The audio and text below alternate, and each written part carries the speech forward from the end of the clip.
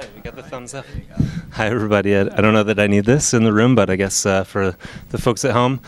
So today we're going to be talking about proficiency-based education, and we've got a large panel of experts, so I won't take up too much time, but thank you all for coming, and yeah, looking forward to an excellent discussion, and I'll let you take it from here. Awesome. Thank you.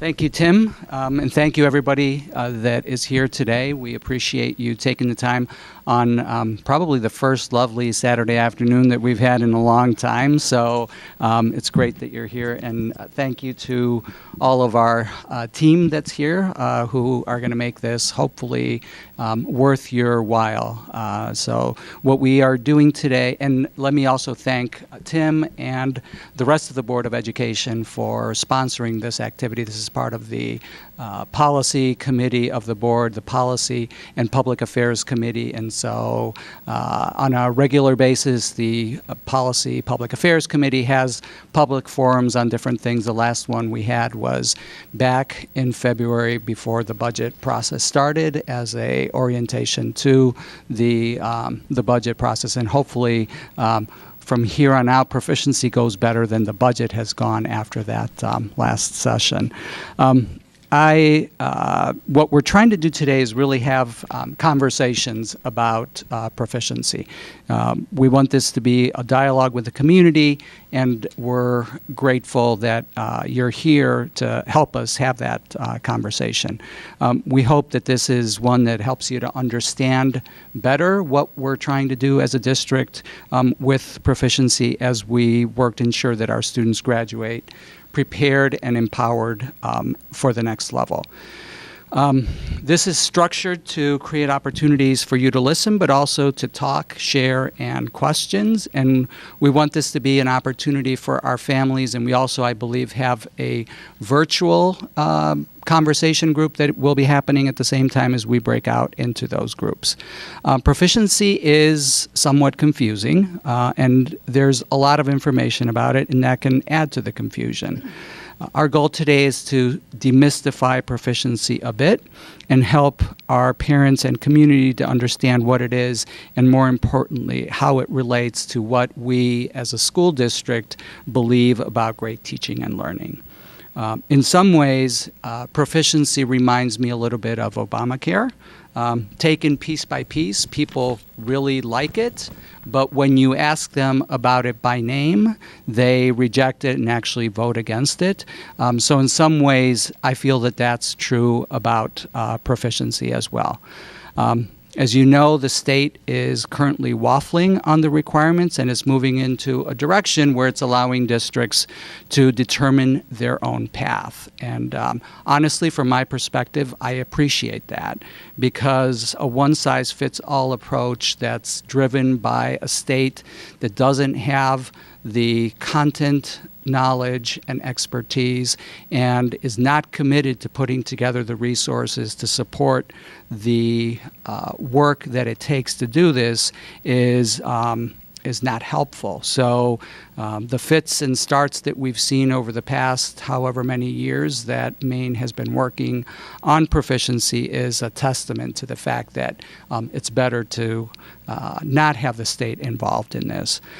Our intention as a district is to stay the course as we move towards proficiency-based diplomas, because we believe that it aligns with our vision for great teaching and learning, and it fits with our Portland Promise goals. At its core, Proficiency is about ensuring that every student is expected and supported to achieve high standards. Not some students, yes, and other students, maybe. All students. If you're going to graduate from our schools, we really need to know that you are prepared and that you are empowered and that you have the knowledge, the content knowledge, the skills, and the dispositions that it's going to take for you to be able to succeed at the next level. And that's going to require some significant shifts in how we think about what happens in our schools. We have to begin by acknowledging that truth that I just referenced. Today, and for the past century at least, we've built a system where the expectation is that some students learn a lot, some students learn a lot less, and some would learn maybe a little bit less. We don't expect everyone to learn the same. We expect that some students will go well beyond what is required, and we also expect that we will acknowledge and honor them for that well-deserved performance. But we will expect that everyone achieves at least a level of performance that verifies that they're prepared in each of those content areas. And we, as a district, the educators, along with our community, have responsibility for building the system that ensures this. It's a system that provides the structures and support so that students can show what they know in a variety of ways and get the just-in-time support that they need to achieve proficiency. And we have a responsibility for building that system and making sure that that system provides a level of transparency around this performance. We have to acknowledge that it hasn't always been that way. We've all had experiences where we're in a class with somebody that would be known as a hard grader. When we've been in those situations, we've pined for the teacher that our best friend took for that same class, where if you did your classwork, you participated in class, and you did reasonably well on your midterm and final, you got an A. Today, we educators present an image of precision around student grades that doesn't truly reflect their level of learning. We make what I would call monumental decisions based on that false precision, the difference between a 99% and a 98%, that the way that we arrived at that difference is much more significant than the difference in the knowledge between those two students. So what we're doing today is talking a little bit about where we are in this transition process. For those of you who have children in the elementary schools, you know that elementary educators are oriented towards a proficiency-based system. They gear towards, you're ready to do the next thing. At the middle school, our middle schools have worked extremely hard this year, and both Moore and Lincoln are in their first year of full implementation of proficiency-based learning, and for King, this is something that they've been doing for the past 5 years. And at the high school level, Casco Bay, as many of you know, was designed as a proficiency-based school. And over the past couple of years, both Portland High and Deering have been working very diligently to work towards a system that also reflects proficiency-based learning. Our freshmen and sophomores at both of those schools are the first classes that are going to graduate with a proficiency-based diploma. Our teachers are working extremely hard. Just yesterday, we had a day of professional development where leaders from each of our buildings and each of the content areas spent the day working together to revise their standards and begin to develop consistency around what those expectations are across our schools. This summer, we plan to bring all of our teachers together to develop common assessments and expectations for student experiences, and otherwise develop the practices that will make our proficiency transition a success. So I'm going to turn it over to Assistant Superintendent Malia Nally, who's going to do a little bit more framing of today's activities. So, great. Thank you. And just a small clarification. I think you said at the high school level, freshmen and sophomores, and I think it's current freshmen. Next year, it'll be freshman and sophomore class. So I just wanted to make sure that was really clear. Thanks. So we've been working on the transition to a proficiency-based system as a district for about the past 6 years. And this year, being newly grounded in the Portland Promise goals, we wanted to take time to reflect on the progress around proficiency-based work in order to determine where we felt good about the progress we've made and where we needed to put our focus next. In that, we realized that we'd learned about a set of teaching practices that made good common sense to us and that we believed in regardless of what the state was mandating in policy. So this led us to put to paper the beliefs we hold about great teaching and learning across all schools, regardless of the grade span or the school model, and separate from any outside reform or initiative. We wanted and continue to want our work in Portland Public Schools to be grounded in the beliefs that inspire and motivate us as educators about what we want for all of our students. So hopefully you got to pick up a copy of those beliefs on your way in. There are 7 beliefs, and each of them have a related teaching practice. And the principals from our secondary schools, as well as a couple academic team members, are here to just briefly help describe what the beliefs are and why we hold those about learning. So let's start with Ben for belief 1. Good afternoon, everybody. I'm Ben Donaldson, the principal at Moore Middle School. And our first belief about learning is that all learners can rise to high expectations. So the Superintendent Botana spoke about this briefly, that when all of us were in school, the expectations may have been here for some kids, here for others, here for some others of us. But one really core belief that we all share and are working on in our buildings is that we need to be really clear and explicit about what our expectations are for kids, and then our responsibility is to help support them to get there. And kids perform a lot better when they know what's expected of them, because they can rise to those challenges and perform. And when they come up short, we put plans in place to help them get there. If they're beyond the expectations, we can put supports in place to continue to push them and challenge them to go forward. So first belief is all learners can rise to high expectations. Hi, I'm Sue Ellen Santiago, principal at Lincoln Middle School. The second belief is learners have different strengths, needs, and starting points based on who they are and what they've experienced. They learn in different ways and different time frames. I think that since I first became a teacher over 20 years ago, I think I fundamentally believed this, but what that looked like in practice in my classroom was I designed one lesson and one assessment, and everyone did it on the same day, and it was due on the same day, and we moved on. And you either got it or you didn't. And what is so amazing, I think, right now with a Proficiency is that this belief is really coming to life in our classrooms. Our teachers are saying, we recognize that students come from different elementary schools, from different countries. They come with a set of different backgrounds and core beliefs and knowledge that they things that they have and they bring to the table, and that we can't treat them all the same. And so our teachers are trying to figure out, because it's not as easy as it sounds, how you really provide that time and space for kids to learn in their own way and at their own time frame, while still staying on track and on pace to be exposed to and to meet grade level standards.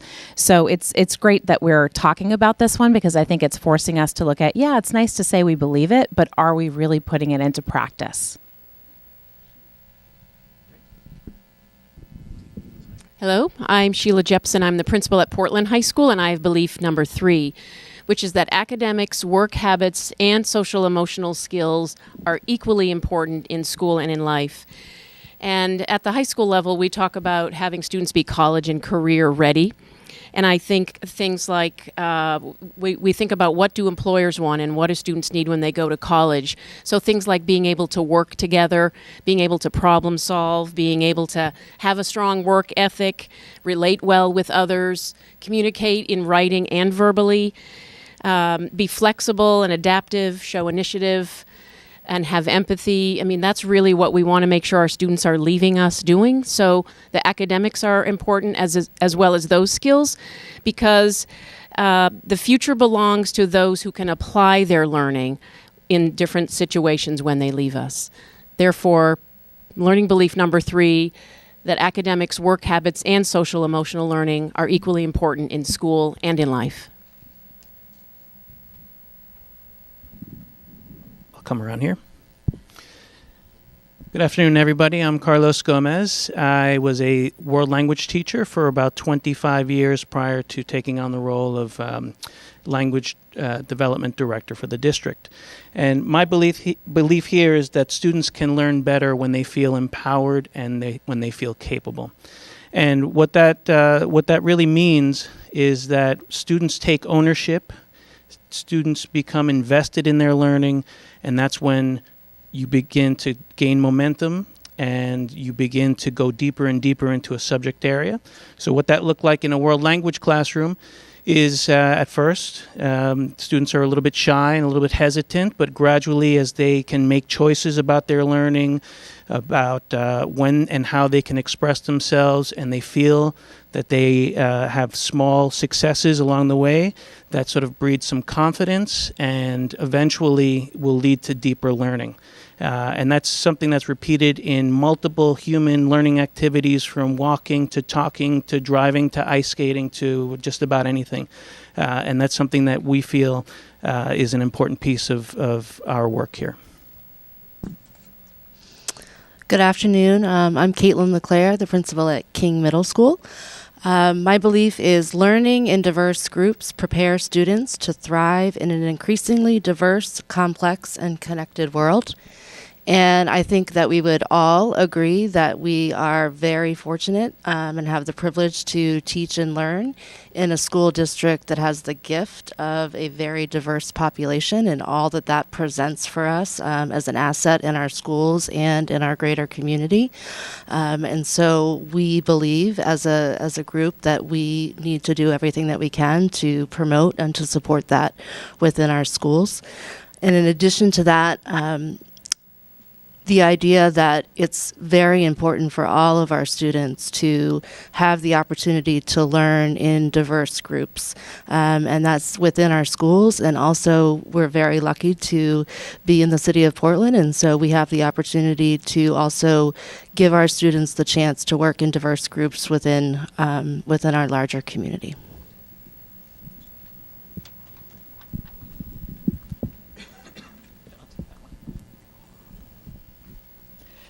So I'm Angela Atkinson-Duina. I'm the Director of Research and Assessment at the district office. And the belief I'm going to talk about is practicing and learning from mistakes are natural and necessary parts of the learning process, which I think most people think, oh, sure, that's easy to believe. But it really turns out, if you take that to heart, that it means when you ask kids to take on challenging learning tasks, or you ask them to develop skills that might take them a long time and be worth developing, that you also want to create that safe environment where kids are supported and where they are not penalized. So that has implications for our assessment and grading practices. And that's, I think, the kind of one of the important things of that. So practicing and learning from mistakes are a natural part of learning for kids. Hi, I'm Derek Pearson. I'm principal of Catskill Bay High School. I'm also going to introduce the young gentleman in our midst, Matt Suslovic, who's a Catskill Bay High School alumni, and he's joining us. He's currently a freshman at Bates, and you'll hear from him later on. So I'm here to talk about learning belief number 7, belonging, engagement, and joy help a learner achieve. And I'm proud of the word joy appearing in our list of beliefs, because I think we know as educators and have experienced over time that when kids feel great about where they're in school, when they're invested not just in their head but in their heart, they bring forth their best work. They're more likely to engage deeply in whatever the task is before them. So it is part of our job as educators to make sure we know each student deeply, and we figure out what they really want in life and who they are, so that we can support them in being their best and happiest selves, because we know that's good just for them developing as human beings, but also good for them as students, because they're going to be more likely to push themselves harder when they feel like they're known and cared for in a community. The engagement part also means that we try to engage kids in work that's real, in doing actual service or benefit for our community by taking on the real problems that so surround us in our society, and help develop solutions that will enable them to feel empowered to make more change as they become adults. Thank you. So as you can see on your handout, for each belief, we've articulated how we approach instruction in alignment to what we believe, which some of the examples started to touch upon. And so we are going to be breaking into small groups shortly. And when we do that, if you have questions about any of these beliefs or the teaching practices that are associated, you'll have a chance to ask some of our principals more about them. And so you might be wondering about how this connects to proficiency-based learning and diplomas. And at a basic level, the big ideas in a proficiency-based learning system are embedded in the beliefs and practices that you just heard about. That said, there are a few key ideas that are common in proficiency systems that are unique or distinct from a more traditional learning system, and that's what we want to call out and spend a little time explaining to you. So the first is this idea from credits to competency. So for more than a century, American high school students have been earning credits for passing courses, and when they accumulate enough credits, they receive a diploma. The problem with this approach is that credits don't always equal competency. So every year, students graduate knowing calculus while others are still struggling with basic arithmetic. And a high school diploma means really different things for different students. And this can be high stakes for some students. We've had students come back and tell us that they have had the experience of graduating with a diploma, enrolling in college, and then having to take up to a year of remedial courses. And then they pay for those. And in some cases, they blow a big bunch of their scholarship money on that. And so they thought they were ready for college based on the fact that they have a diploma. But instead, they wind up having to pay for courses that are covering standards that are really high school level standards. In a proficiency system, we're focused on competency and making sure all students get to a baseline level of knowledge, while others are going to excel far beyond that baseline. The second big idea we wanted to point out for you all is that the system promotes more consistency. So curriculum and instruction are explicitly grounded in a set of standards that are common across all of our schools in the district. For example, this means that every ninth grade English teacher is planning their instruction and assessments based on a consistent understanding of what a ninth grade student needs to learn and the level at which they need to show what they know to meet the bar for being proficient in ninth grade English. This does not mean that all teachers have to teach in the exact same way, but it does mean that you can trust that no matter what teacher your child gets in PPS, they will be expected to meet a certain bar and potentially supported to go way beyond it. The third big idea we wanted to call out for you all is this notion that more precise information about what students can do, and where it gives you more precise information about what students can do and where they need more help. So in a proficiency system, we're looking at whether or not students are meeting each standard, and then we're either accelerating or supporting students based on a clear understanding of what they've mastered and where they need more help. In a more traditional system, understanding exactly what students are doing well and lagging in can be more muddy because grades represent performance on a mix of things: assessments, homework, participation, assignments, and every teacher uses a different mix and weights that mix differently. You can grab this. So Principal Ben Donaldson compares grades in that system to a meatball, where you don't know what makes it good or, for that matter, bad, if you don't really know what the ingredients are and the amounts of each ingredient. So in a proficiency system, one of the things we do is we separate out what we refer to as howls. So those are habits of work and learning from the mastery of the actual content. So a student who's nailed the content but's not completing their homework or participating in class will show proficiency on the actual content standard, but might get feedback that they need to work on and improve those habits of work and learning. And so you can imagine that if you understand that distinction, it helps you figure out what you're doing as a parent and or as a teacher versus this kid is just getting a C in science, you assume it has to do with science, when in this particular student's case, it might be more connected to the fact that we want to focus on the habits of work and learning. You can also get more clear about what aspect of the content area a student needs help in. So I have a son in an elementary school here in Portland, and as Javier earlier mentioned, our elementary schools are more oriented toward a proficiency way of teaching and assessing already. And so he can read well above grade level. He, just got car sick on his way to his baseball game trying to read a book in the front seat with me. So he loves to read, multiple levels above grade level. However, not the greatest writer. He is a man of very few words when it comes to writing something. He does not include any details. And so if I were to get an English language arts grade for him, he'd probably get like a low B. And I would think he was okay in English language arts. But in reality, he's excelling in reading and well above grade level, and he's actually lagging and behind grade level in writing. So this system throughout kind of helps you distinguish in these standards where students are strong and where they're needing help. And of course, I as a parent do a lot different things with him based on that more precise understanding, as does his teacher. The next big idea we wanted to call out is this concept that we focus on learning, not time. So in traditional systems, we talk about how we prioritize seat time, meaning that every student's expected to attend school for a certain number of hours and years, and so how much time they spend in school is really consistent, but what they learn is not. In a proficiency system, we flip that. Learning time is variable, but the expectation for learning is consistent. The system encourages kids to take what we talk about as a growth mindset to learning. And so students are given multiple opportunities to master something, and if someone learns something quickly, they are pushed to excel at the next level.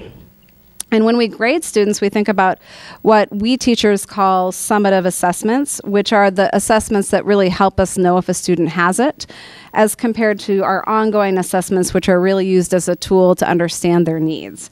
So in the grades, we look at the most recent trends on their assessments, and we don't average in those first attempts that were really all about more helping us understand where students are at and what they're going to need.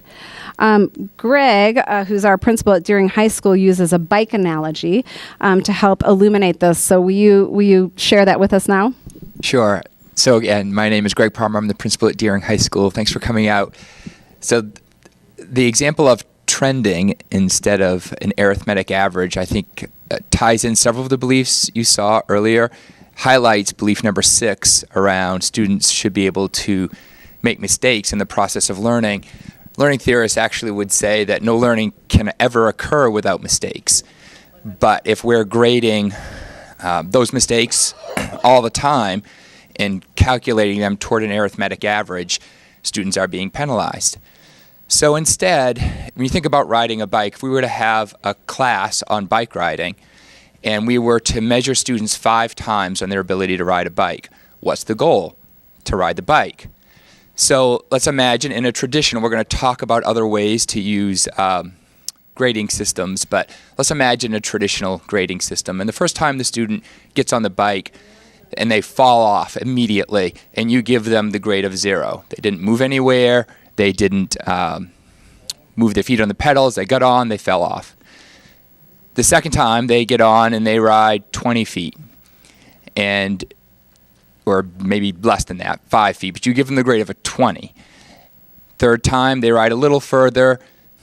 Say they go that 20, 25 feet, you give them the grade of a 50. Fourth time, they ride 50 or 100 feet, you give them the grade of a 70. And the fifth time they get on the bike, they ride away into the sunset perfectly. You give them a 100. The numbers I just gave you average to a 48. They would fail bike riding class and take it again next year.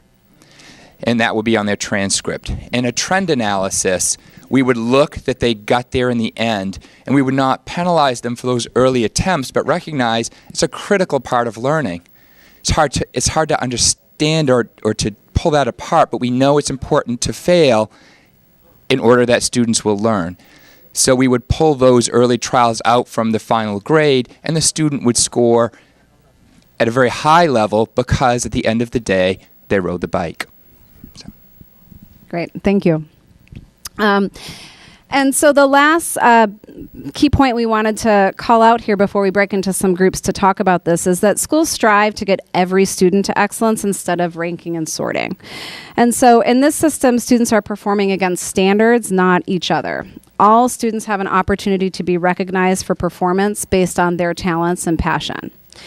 And when we're clear about what we want kids to be able to do, they can work to meet or exceed high standards. So an example would be if we hold accelerated math for just the top 10% of scores, we will only have 10% of our students gaining access to the highest level of math instruction and challenge. If, on the other hand, we have a clear entrance criteria for advanced math, then we can support our kids to get there and determine our offerings based on all of the students who are demonstrating some readiness and an ability to access that. So ultimately, the belief we named earlier that all students can rise to high expectations is very core here, and a proficiency system is designed to support students to really know what they're aiming for and to support them in getting there, knowing that the path will look different for different kids. The system wants more students to push to excel and doesn't assume that only a particular number of students can challenge themselves or strive for and receive high honors. So those are some of those big ideas that we thought would be helpful to call out from our beliefs, just to kind of get a sense of what is proficiency, how is that distinct from maybe what a lot of us have experienced in a more traditional system. But we, like Javier or the superintendent mentioned earlier, we really want to know where your questions are at, what you're worried about, what you wonder about. And so for process, we're going to break into some small groups that are going to be led by our principals. And during the small group conversations, you're going to talk with each other about what resonates from what we all just shared, what you worry about, and what you wonder about. And so we'll do that for how long, Grace? About 1:30. It's about 1. Okay, so 15 minutes maybe. And then we will come back and we're going to debrief, especially the worries and wonders. And we'll have a slightly different panel up here of people that will represent some different vantage points. So we're going to have some teachers, an alum that Derek had introduced a moment ago, some principals, an outside expert, and we'll together field some of those questions and concerns that you have after we get a chance to break into small groups and talk more about it. I have a message for the people watching in the audience at home or streaming live. And so you can answer these questions and send them your feedback to us via Facebook, our Facebook page, or our Twitter account at Portland Public. So you can send us the information and you'll be joining us as if you're here. Send it through Twitter. I'm sorry, Grace. I'm sorry, Grace. That was awesome. Okay, so if the principals can kind of spread out in this room, and then I think given the size we have here, if we can probably have groups of about 3 or 4, which will hopefully make sure all of you really get a chance to speak up and share your thoughts. And then we'll do some time checks and bring you back together in about 15 minutes. Okay, great. We're going to come back together, and we're back on live TV. And we are going to debrief your conversations for a little bit, hear what was resonating with people and some of the questions and concerns that came up. And one thing I'm reminding myself and all of us is to make sure we're speaking slowly enough for interpreters, please. And so we have a few people that were up here before, some of our school leaders and a couple others that have joined us. So we'll briefly introduce the people on the panel so you know who the different perspectives are, and then we'll jump right in. So I guess down the line. My name is Beth Arsenault. I teach English and Social Studies in the Alternative Ed program at Portland High School, and I'm also the parent of a sophomore there. Good afternoon. I'm Kippy Smith. I am a consultant who's working currently with Portland, and I've worked with lots of schools and districts around the country to both research and then adopt proficiency-based learning. And I taught at Portland High many moons ago, about 15 years ago. Hi again, Sue Ellen Santiago, principal at Lincoln, and I like what Beth mentioned, also a Portland parent, parent of a 3rd grader at Hall and a 6th grader at Lincoln. I'll do both. Good afternoon again, Carlos Gomez, and I'm going to put on my teacher hat. I was a teacher for 18 years at Deering High School, and prior to that I taught in San Francisco and Los Angeles, always a high school Spanish teacher. And I also have children in the Portland Public Schools, an 8th grader at King and a 10th grader here at Casco Bay. Good afternoon. My name is Matt Susselvik. I'm wearing the student hat today, an alum. I went to King Middle School and Casco Bay High School, so proficiency-based grading is nothing completely new to me. And now I'm currently a student at Bates College. Thanks. And Greg Palmer, I'm the principal over at Deering High School. Great, thank you. So we would love to hear just a couple of the things that people said they liked about what we discussed. We'll just hear a couple, and then let's get into where the real questions and concerns are. And the panel will field those kind of questions that come up. But does anyone from the group want to share anything that seemed to resonate with people? Anyone from the panel that was in the group or out in the audience? Our group a little bit. We got our group spoke a little bit about grading and sort of the difference between types of grade scales that people see in proficiency-based systems. And it really got to also student motivation and how grades do or do not motivate, and concerns around how colleges read transcripts, and those kinds of issues came up for us. Okay, great. Anything? Well, why don't we just jump right into the questions, since you kind of brought us right there, Greg. So if you all want to share as a representative of your group a big issue that came up that you were talking about and you'd like to hear people's perspectives on. So questions or concerns that surfaced, and we'll have a few people react to some of those given the different vantage points they have. I will just repeat the question, I guess, into the mic to make sure that people can hear. So who'd like to put forth some of the stickier issues you talked about in your group? Oh, and Grace has a microphone there. Go ahead. Hello. Thank you. When I hear proficiency-based learning and I speak to my wife about it, the first thing that comes to our mind is standardized testing, and that proficiency-based learning and standardized testing go hand in hand. Although from today in my group, I realize that that is not necessarily true. That is absolutely our number one concern. Great. So can any of you elaborate on maybe what is possibly a misperception, I think, and that was illuminated there? You want to talk just a tiny bit more about what your understanding of it was? Sure. When Superintendent Botana talked about Obamacare and that the bits and pieces to it are something that we can agree upon, but when we come together and we vote about one particular issue, we have a different perception of that issue. Our perception when we sit at home and we hear the words proficiency-based learning, we believed that that meant a significant amount of testing to compare students against other students within a grade and within the state, and then again within the nation. Is that enough, or do you want more?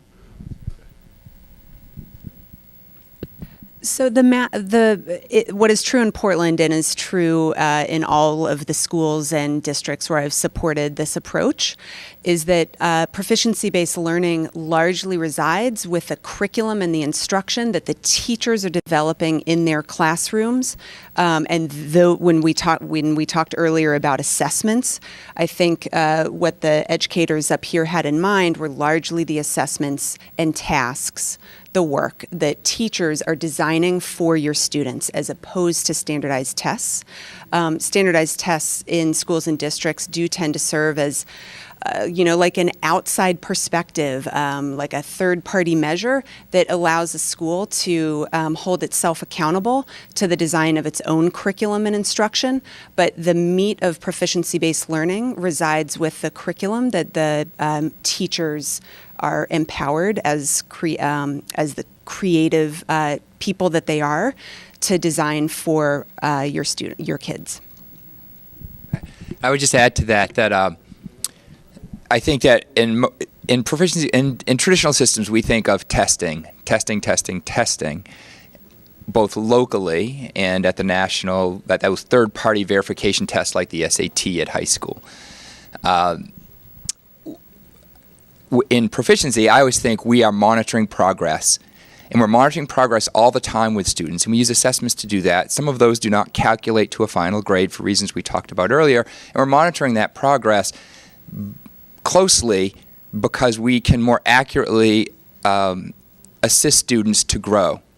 What I've seen as, so that standardized testing is a wholly different question. And I have seen a relationship in the schools in which I have worked, Searsport and Falmouth, both of which committed to proficiency-based practices. The relationship between those practices over time and that close monitoring of students and helping them to improve over time in standards-based testing has been in both of those schools and both of my experiences that students do better when asked to be monitored by third-party verification. Those schools' scores have always gone up, and I think the primary reason is because we are closely monitoring and interceding much more quickly, much more regularly in a proficiency-based system. So I think there are benefits when that happens, but there's not more of that. I think actually we're actually grading students less, monitoring them more inside a proficiency-based system. And just to say one last point on this really clearly, because I think it's easy for the words to just simply get conflated. When we talk about in proficiency-based learning that the system, the approach is anchored in a set of standards, what we mean by standards is simply defining the concepts and skills that we want all students to achieve through our curriculum. Standardized, of course, means sameness. And as Malia, Assistant Superintendent Nally, spoke to before, inherent or in the heart of this system is the idea that we want to hold students to the same standards, meaning the same concepts and skills, yet the system itself is designed to enable more diversity of approaches and to really acknowledge the fact that students learn differently, and so sameness is actually kind of counterintuitive to what this system is about. I just also want to add and reference Principal Donaldson's meatball analogy. When we look at standardized test scores, oftentimes we're getting kind of a big overall score. Sometimes there might be 4 sub-scores, but they're still really big. And when we see that for a student, we don't necessarily know what that means. You have to take a lot of time to really drill down what does that mean for a student. And in this approach, the goal is to be very clear and explicit, as Greg was saying, about what each student needs, and knowing that each student that's in front of us at a given time is going to need something different, and it's going to require a different instructional approach to get them to meet that standard. So that's another reason I would just bring that up, that is not, just to clarify that misunderstanding. Great, thank you. Does that help? Okay. Excellent. Another question, worry or wonder. Yeah, Grace in the back.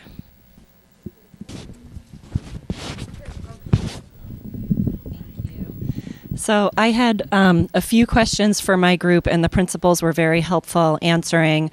My primary concern was, what is my 8th grader's transcript going to look like when she's in the first class that's applying to college from Deering? And I feel actually really very reassured with the explanation I was given.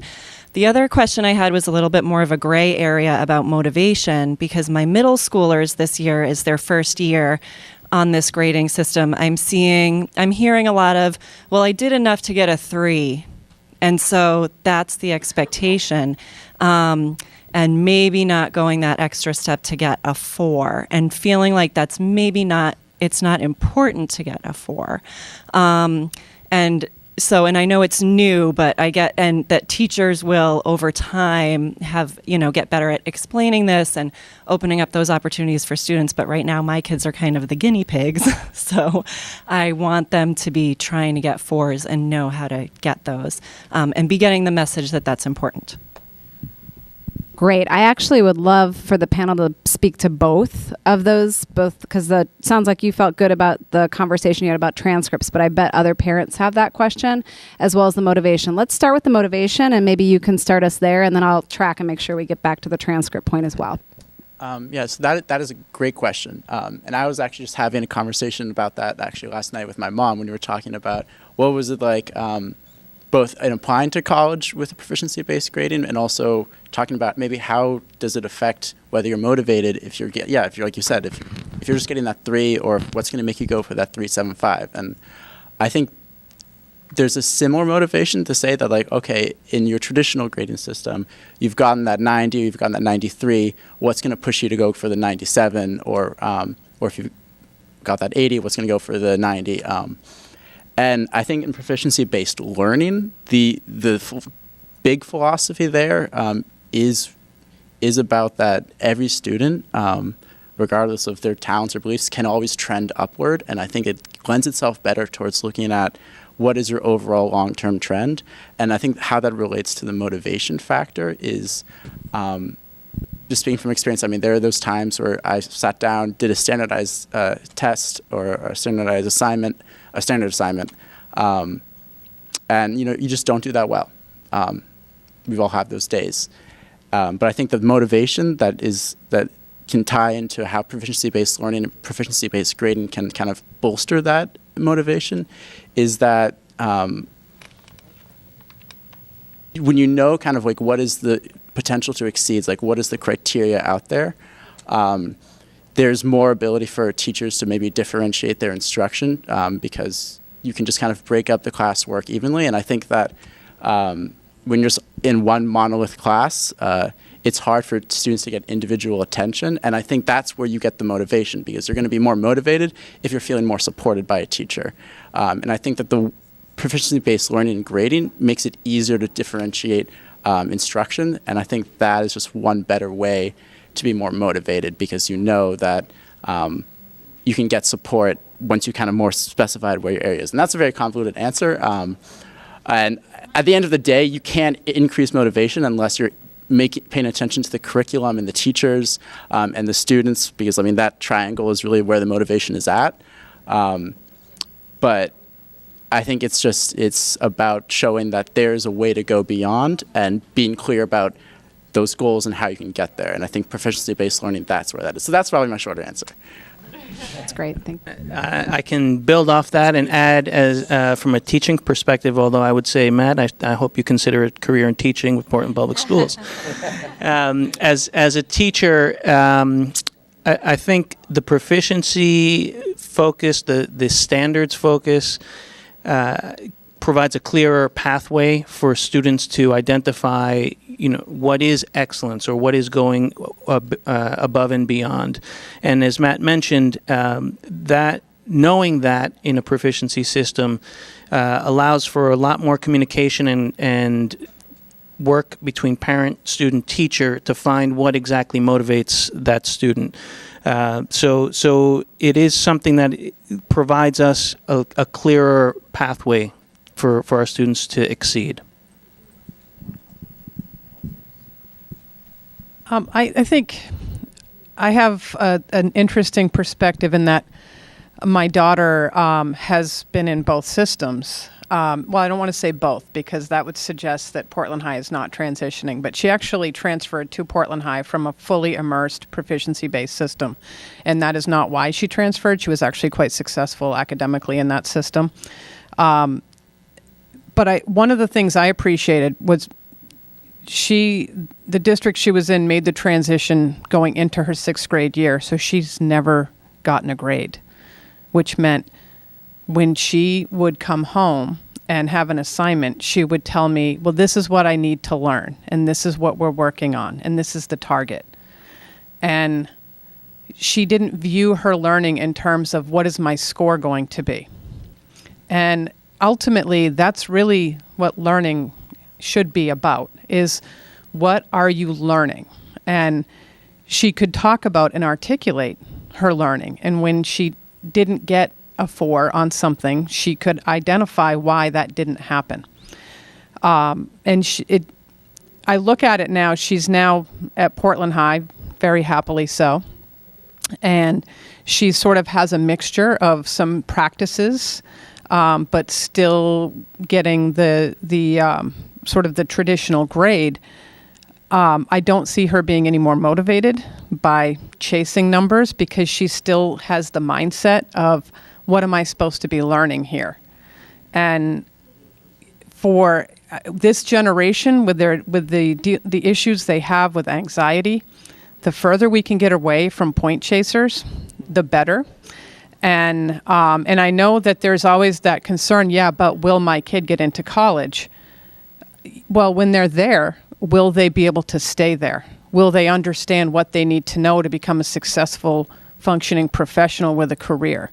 Will they understand what they need to learn? And when you can successfully implement proficiency-based practices, then I think you're giving all students a leg up, whether they're at risk or whether they're high achieving. what happens, I think, a lot of times is we get so focused on proficiency-based grading, and there is a distinction between proficiency-based practices and the grading aspect, and we get mired in the grading and with very legitimate concerns, no question about it. As a parent, I have concerns as well, like what will a transcript look like?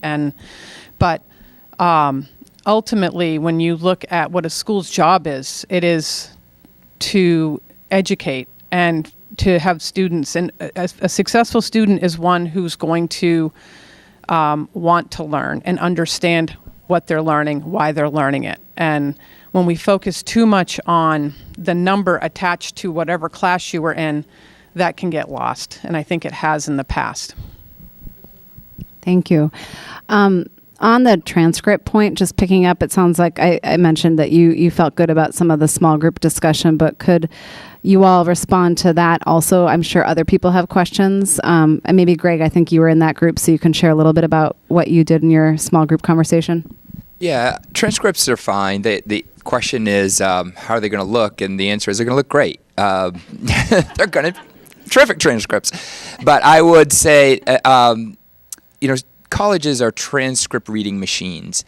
They are geared to read transcripts from a variety of experiences, from students who are homeschooled, from students who come from high schools that don't have grades at all, for students who come from schools with all types of different experiences. In the state of Maine, I know schools that use a variety of symbols, and if students from all of those different schools are applying to Bates, what Bates wants to know is, what kind of learner is this?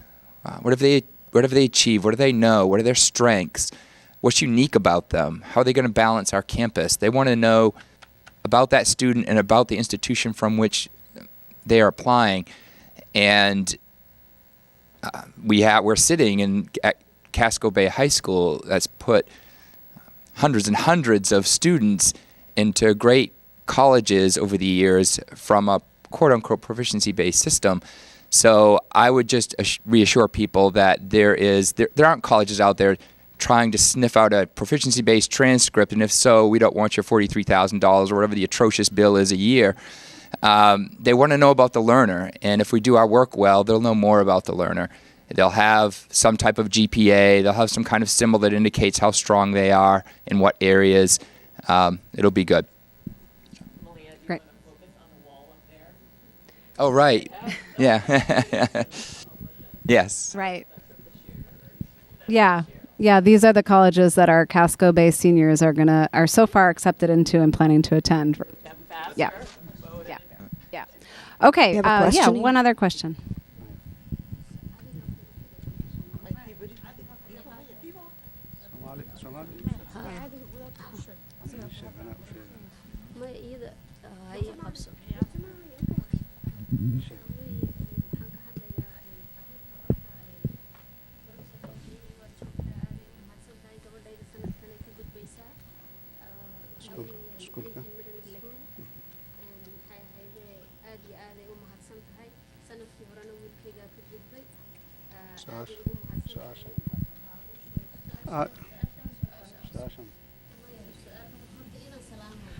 She says she want to thank Mrs. Santiago, which is her kid is principal, and then she want to ask the question about the new system and the system we used to have.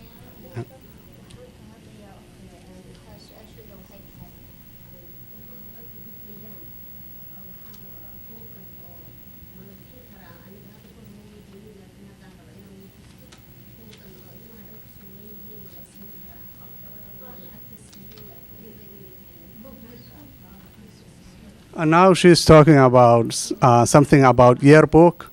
She says she paid money, but she didn't get the book. And I don't. Okay, she'll follow up. Other kind of question.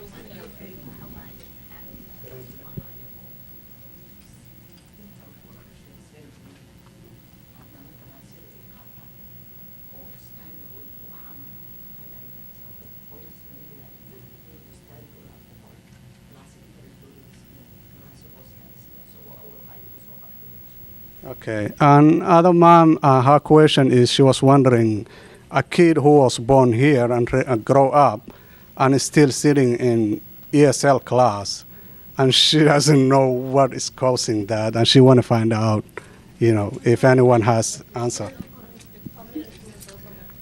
Yeah. That's it. Carlos, do you want to take? Okay. Yeah, that's her question now. And also, she want to know how to this new system, new grade, will work with kids like that and ESL kids. So I think languages and language learning really lends itself to proficiency. In a lot of ways, I believe it's a model for proficiency, where there is a certain level that that somebody declares, perhaps it's the state or an organization declares that this is the level that is proficient. And a proficiency-based system will allow teachers, students, parents to work towards that proficiency level and to grow into that. In the case of our English language learners, one of the main things that we have an English language learning program is to ensure that our students are learning English and reaching that proficiency level. And on an annual basis, there are opportunities to demonstrate that that a student is reaching that proficiency level, as well as through varying measures that teachers and parents and students work together to understand. So these are assessments that can show growth for students. So it's the same thing for world languages, that students grow at different rates, and a proficiency-based system can really help all of us understand the reading, writing, listening, and speaking skills that our students need to develop, or that they demonstrate proficiency in. Great. Yeah, Ms. Santiago, and then we'll do one last question before we have to wrap up. I also just wanted to mention that I think where the proficiency system is helping us with our language learners is helping us to really tease out what their content knowledge is versus where they need support with language. So a student who comes to this country and enters our schools and doesn't have English doesn't mean they don't have knowledge. Right? They have lots of knowledge. They know a lot of things. They can do high levels of math. They can do high levels of complex thinking. And so it's helping us to really tease out what they know and are able to do in content and what we need to do to support their language growth, that those are really two separate things. And our content teachers are really learning ways to become increasingly better about planning lessons and assessments to support our students in those areas. Great point. Grace, is there one last question? Yeah. I just wanted to raise a concern about what I think is an inadequate amount of community discourse about this issue. Like the other parent said, I got good information in the small group I was in today, but I don't think the turnout today of parents reflects the amount of interest and questions and concerns people have. My understanding is that full implementation at the high schools was delayed last year, in part because there hadn't been enough opportunities for that kind of input and for community buy-in. But as far as I know, unless I missed something, today was the first such opportunity. I think it could have been publicized better and maybe timed better, but I hope that there will be more opportunities for parents to ask questions and give input about how this system has played out for them so far and how it will be implemented going forward, because there's a lot of talk about parental participation and partnership, but I don't think enough opportunities for that to happen. Yeah, I appreciate that feedback, and I'll just share a couple thoughts, and if anybody else wanted to say anything, but I do know that there's school conversations and then there's district conversations about proficiency. And I do think that our different schools have had different amounts of engagement with their parent community, and that's something we've started to talk about as a leadership team, and how do we really work together to figure out what each other is doing and to make that more consistent across all of our schools. And at the same time, what are we doing as a whole district to engage parents and the community in this conversation? So I think it's great feedback. One of the immediate next steps, Grace is right behind you, and you could speak to this too. She really thinks about our parent engagement strategy. And we talked about the next step from here, hosting a Parent U. We do the new parent universities on this topic again.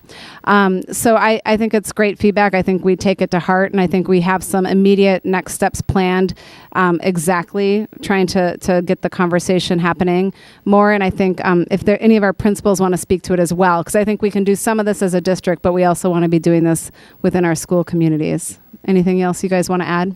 Okay. Yeah, we cannot have enough conversation about it, and I think there's been an attempt for us to figure out some things so we can have better conversations, and I think we're at that point, and so I think there'll be a lot more of that at the school level, and I'm sure at the district level as well. But you mentioned something that I hear a lot. I think it's a perception that's out there, that there is a beginning of proficiency. Like, we have done something else for a long time, and tomorrow is proficiency. It's not that way. It's really a continuum.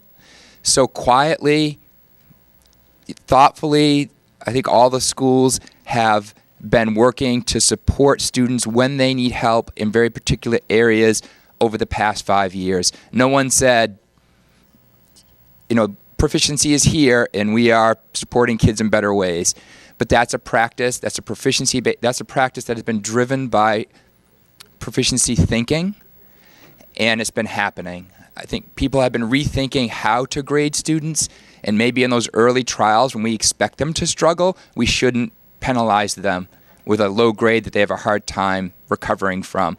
That's been happening slowly over time, and that thinking's been increasing. So for me, it's with the freshman class, we are going to call it that, and they're going to graduate, and we'll say our system has reached a certain point in that transition. But I always think proficiency is really kind of an evolution. It's not really a revolution. It's not something so different that it's unrecognizable. I think if people like the traditional system, once they're really in all these practices, they understand them and see their students' experience to them, they'll like the system better. If they hated the old system, and there are some reasons to hate the old system, they're going to like these practices better because they are fixes to the things that were particularly problematic, I think, in that system. So I think it's been a slow rollout for many years. It's not just starting September 3rd or 4th next year. I hear that a lot. Yeah. Add something in? Sure. And so I think obviously it's just really important to, like was said, like, this isn't necessarily a bold new change that's happening. But just wearing my student hat, I can't wear my parent hat. I don't have a parent hat. We approve.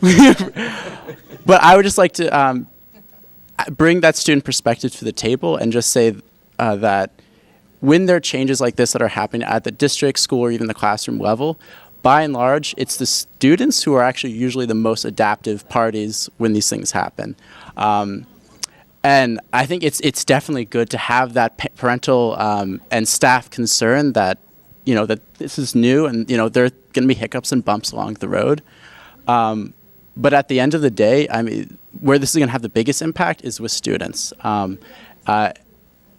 And I think we should also just give students some credit and also just acknowledge that they are going to get adjusted. Again, they're going to struggle too, but I think that to use students and to actually have that conversation with a student when they come home from class in September when this new model's coming out, well, not new model, but this new way of assessing and grading, I think there's going to be a huge learning curve. But I really do believe that this is going to be in the best interest of students and best interest of families. And all I would just ask is just some patience to get acclimated to this new system. But I firmly do believe that it really, speaking from experience, it does reprioritize kind of learning and education and achievement. And I think that's really going to be, it's going to lower anxieties. Speaking as someone who had lower anxieties because I didn't regularly have to have that one big test, or I wasn't going around trying to find out what was your GPA, what's your class rank, because I think it's less of a competitive. It fosters less of a competitive atmosphere among students and more of a collaborative and growth mindset one. But definitely I can see how it's gonna be scary for parents, but I just say trust your kid, they're gonna get it down pretty quickly and you'll come around too. That's a great way to wrap us up. So thank you. And again, I think great feedback and point well taken, and I think we will be responsive to that in terms of more conversations. But I think we're at time for now, and so Tim, are you gonna, Mr. Atkinson, wrap us up? Yeah, so I don't think I introduced myself earlier. I'm Tim Atkinson. I'm a member of the board and of the Policy and Public Affairs Committee. So if anybody, if you want to direct that criticism that we haven't been doing this earlier, that's squarely on me. So I really appreciate everybody coming out today, having this really deep conversation about what our beliefs about learning are and what is the purpose of education. These deeper topics were wrapped up in this discussion around proficiency. So thank you all so much for coming out, and thank you to our panel and to all of our principals who and to Assistant Superintendent Nally. Thank you all so much for leading this and for being a part of this discussion. I really appreciate it.